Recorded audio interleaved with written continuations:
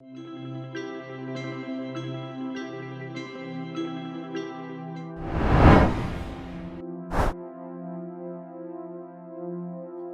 would say it would be really when I saw the suffering of animals and that we were causing, that we had no right to consume. I think for me, that was a true catalyst to help me in that mind shift change that I needed on my journey.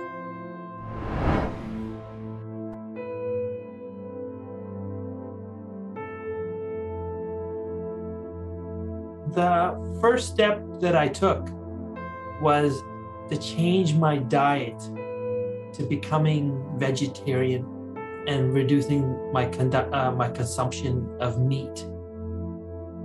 What I didn't realize initially was that going vegetarian was not enough. That in fact, dairy is a form of liquid meat. And I had to go further in my journey.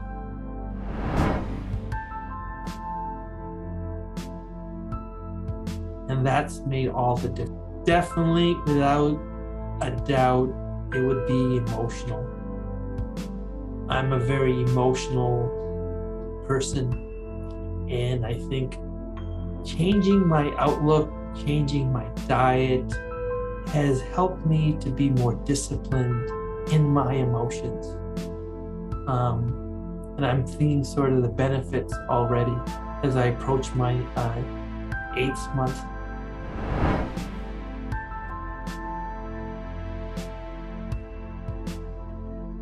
I'm feeling awesome. I'm feeling different. I'm feeling alive. I do notice that I tend to eat more frequently throughout the day to gain calories. Currently, my diet is about 70% fresh fruit based. So therefore, I'm taking some supplements to gain some iron and other needed nutrients. But on the whole, I'm coping really well and I'm loving it.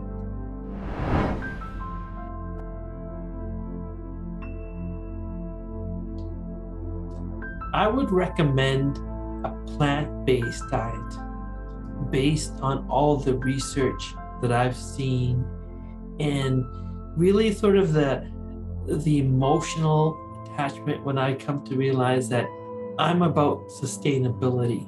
I'm about feeling better and realizing that we have evolved as a species and we're really concerned about our health, about what we consume, and this is, I think it's the way that everybody really need to live their lives and just be aware.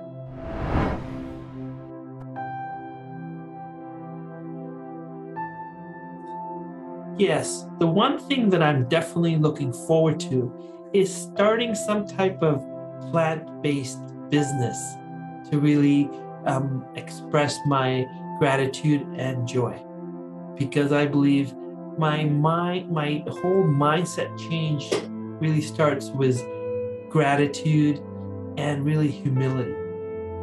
Only when I've conquered those two did I feel that I could be plant-based, and I think a business would help me to express my change in direction.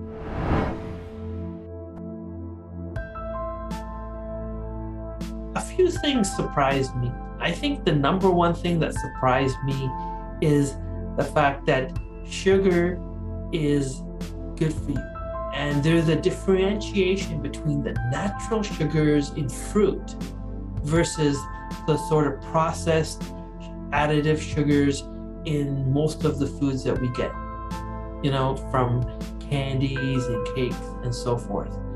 And the other thing that really surprised me is that we've gotten away from the fact that raw foods are what we've consumed as a society for hundreds and hundreds of years, because they're sort of the healthiest form of nourishment for our bodies.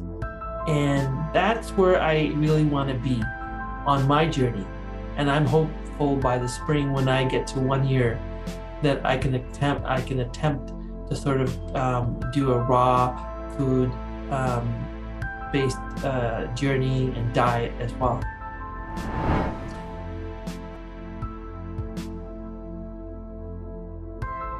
One of the things that really interests me in terms of my research is doing sort of what's known as a proper cleanse or a detox. One of the ways I've experimented is just doing a watermelon cleanse, meaning just consuming loads and loads of watermelon every day, and it's just detoxing your body and really deciding and documenting your journey, so you know exactly what day, what items you're consuming. I'm monitoring my weight. The other thing I'm also going to be doing in the new year is getting my blood work checked. This way I can compare my blood work every 6 months, and I can compare it when I was a carnivore to now when I'm a plant-based vegan, so I can see the difference on my health.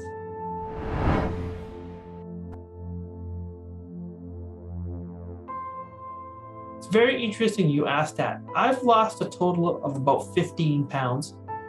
I could have lost more, but unfortunately, the problem is many vegan foods they can be vegan, but they're not necessarily healthier. Perfect example is an Oreo cookie. An Oreo cookie is vegan, but it's not necessarily healthy. And that's the kind of conundrum that I've faced. As more and more plant-based vegan foods come out, a lot of times they have to put a lot of processed ingredients or additives to make it as such. And you're getting away from eating really whole foods. And I think that's been the success of my journey, really eating whole foods and not always trying to mimic my sort of older carnivore tendencies, I guess is the best way I could put it.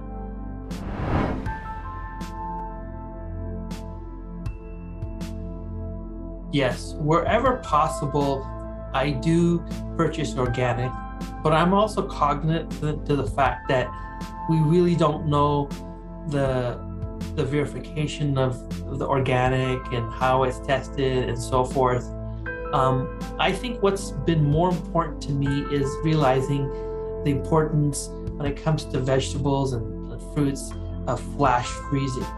And especially people who live in cold weather climates can take advantage of the properties of fruits and vegetables by freezing them properly and using them later on, instead of always trying to assume that we can always get fresh, which is ideal, but it's not always practical.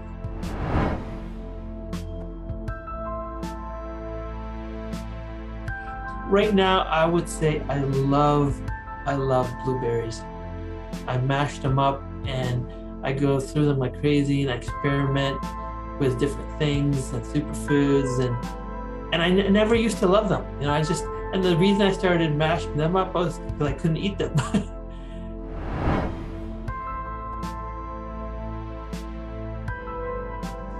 Well, in my research, I've just read the Bible of Veganism recently, and this book was a 25-hour Audible marathon, and I didn't think I could get through it, and I did. And I just downloaded another book. It's probably the largest vegan plant-based study ever done. It's called the China Study. So it's quite well known. It's called the China Study, and I'm going to get to that one as well. And one of the things that stuck out for me was that supplements are the best way to deal with the lack of nutrients that you get sometimes as you get older, right? Because I come from the carnivore world where I eat everything. And so my job is to figure out, hey, can I get that nutritional value from plant-based? And I've been found some great plant-based supplements that I've been taking to help me on my journey. I'm getting a bit more iron, protein. B12 is the number one thing that a lot of vegans are always asking about. You know what I mean? So I'm getting that, and my levels have not been low at all. So I'm taking it anyways. You know what I mean? Because of the fact that I want to make sure that I'm doing it right. Because a lot of times people, they're eating a lot of unhealthy foods and they're not getting the real feeling out of it. Because if you're eating a lot of junk food, it could be vegan, plant-based, but it doesn't mean it's healthy, and your body doesn't react in the same way as eating healthy, whole-based foods.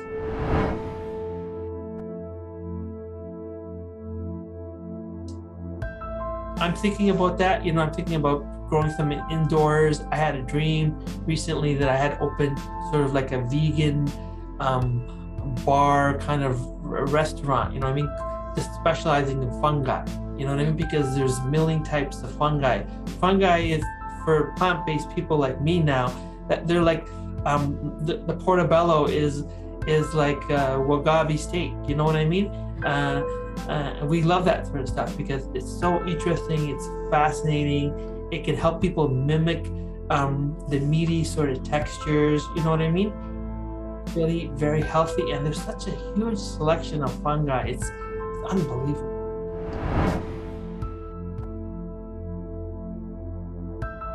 Yeah, thank you for asking, Russ. That on Facebook and Instagram, to please check out Plant-Based Groupie, where I'm really documenting my journey. For a lot of people that have considered this change in lifestyle, who were on the fence and didn't really pay as much attention to their diet, they're going to realize that it can really be life-changing and altering, that it can help you deal with so many stresses that we all go through on a daily basis, because it requires a level of commitment. And I said this, and people, loved it. And it's true that going vegetarian is like dating casual. Going vegan, plant-based is like falling in love, because you're committing to something. And to me, that's what it's about. It's making sure that I'm at the point in my life that I can commit to something, and I'm seeing the results in such a short time that I feel so grateful every single day.